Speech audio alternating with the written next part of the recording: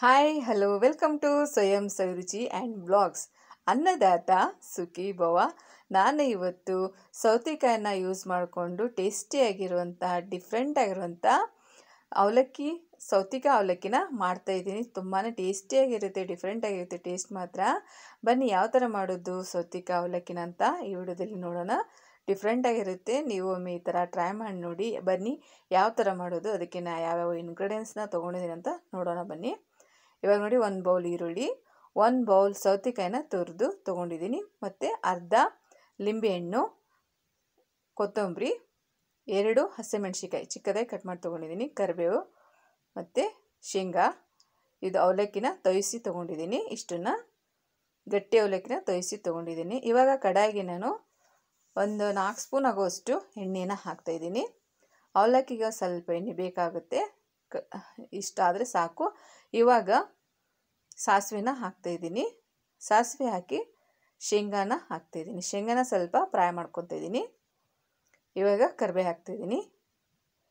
ಇವಾಗ ಫಸ್ಟಿಗೆ ನಾವು ಹಸಿಮೆಣ್ಸಿಕಾಯಿನ ಹಾಕಬೇಕು, ಅಂದರೆ ಹಸಿಮೆಣ್ಸಿಕಾಯಿಲುವಂಥ ಘಾಟು ಹೋಗುತ್ತೆ ಮತ್ತು ಚೆನ್ನಾಗಿರುತ್ತೆ ಟೇಸ್ಟ್ ಮಾತ್ರ. ಫಸ್ಟು ಎಣ್ಣೆಯಲ್ಲಿ ಹಸಿಮೆಣ್ಸಿಕಾಯಿನ ಫ್ರೈ ಮಾಡ್ಕೋಬೇಕು, ಟೇಸ್ಟು ತುಂಬ ಚೆನ್ನಾಗಿ ಬರುತ್ತೆ ಈ ಥರ ಮಾಡಿ, ಮತ್ತು ಘಾಟು ಹೋಗುತ್ತೆ. ಇವಾಗ ಈರುಳ್ಳಿನ ಹಾಕ್ತಾಯಿದ್ದೀನಿ, ಹಾಕಿ ಚೆನ್ನಾಗಿ ಮತ್ತೆ ಮಿಕ್ಸ್ ಮಾಡ್ಕೊತಾ ಇದ್ದೀನಿ. ನೋಡಿ, ಈ ಥರ ಮಿಕ್ಸ್ ಮಾಡ್ಕೊಳ್ಳಿ. ಇವಾಗ ಅರಿಶಿನ, ರುಚಿಗೆ ತಕ್ಕಷ್ಟು ಉಪ್ಪು, ಇದಿಷ್ಟನ್ನು ಹಾಕಿ 90% ಇದನ್ನು ಚೆನ್ನಾಗಿ ಬೇಯಿಸ್ಕೋಬೇಕು. ಈರುಳ್ಳಿ ಮತ್ತು ಮೆಣಸಿನ್ಕಾಯಿನ ಪೂರ್ತಿಯಾಗಿ ಬೇಯಿಸ್ಕೋಬಾರ್ದು, 90% ಇದನ್ನು ಬೇಯಿಸ್ಕೊಂಡಾದಿಂದ ಆಮೇಲೆ ತುರಿದುಕೊಂಡಿರುವಂಥ ಸೌತೆಕಾಯಿ ತುರಿನ ಹಾಕಬೇಕು. ಇವಾಗ ನೋಡಿ, ಇಷ್ಟು 90% ಬೆಂದಿದೆ ಈರುಳ್ಳಿ. ಇವಾಗ ತುರಿದಿರುವಂಥ ಸೌತೆಕಾಯಿ ತುರಿನ ಹಾಕ್ತಾಯಿದ್ದೀನಿ. ಇವಾಗ ಹಾಕಬೇಕು, ಜಾಸ್ತಿ ಬೇಯಿಸ್ಬಾರ್ದು ಸೌತೆಕಾಯಿ ತುರಿನ, ಚೆನ್ನಾಗಾಗಲ್ಲ. ಒಂದು 10% ಅಷ್ಟೇ ಇದನ್ನು ಬೇಯಿಸ್ಕೋಬೇಕಷ್ಟೇ. ನೋಡಿ, ಇಷ್ಟ ಆದರೆ ಸಾಕು. ಇವಾಗ ನಾನು ವಾಶ್ ಮಾಡ್ಕೊಂಡಿರುವಂಥ ಗಟ್ಟಿ ಅವಲಕ್ಕಿನ ಹಾಕ್ತಾಯಿದ್ದೀನಿ. ನೋಡಿ, ಇಷ್ಟು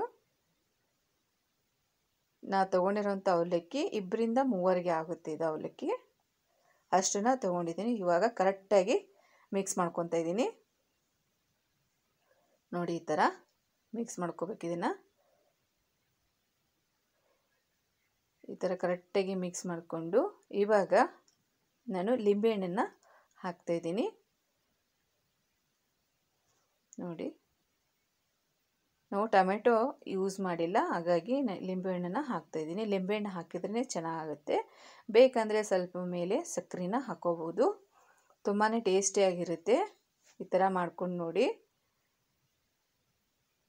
ನೀವು ಸಬ್ಸ್ಕ್ರೈಬ್ ಮಾಡದೆ ನಮ್ಮ ಚಾನಲ್ನ ನೋಡ್ತಾ ಇದ್ದರೆ ನಮ್ಮ ಚಾನಲ್ನ ಸಬ್ಸ್ಕ್ರೈಬ್ ಮಾಡಿಕೊಂಡು ನೋಡಿ ಮತ್ತು ಶೇರ್ ಮಾಡಿ. ತುಂಬಾ ಟೇಸ್ಟಿಯಾಗಿರುತ್ತೆ, ಈ ಥರ ಮಾಡಿ ನೋಡಿ. ಡಿಫ್ರೆಂಟಾಗಿರುತ್ತೆ. ಇವಾಗ ಒಂದೇ ಥರ ಅವಲಕ್ಕಿನ ಮಾಡ್ಕೊಂಡು ತಿಂದು ಬೇಜಾರಾದಾಗ ಈ ಥರ ಮಾಡ್ಕೊಳ್ಳಿ, ಟೇಸ್ಟ್ ಮಾತ್ರ ಸೂಪರಾಗಿರುತ್ತೆ.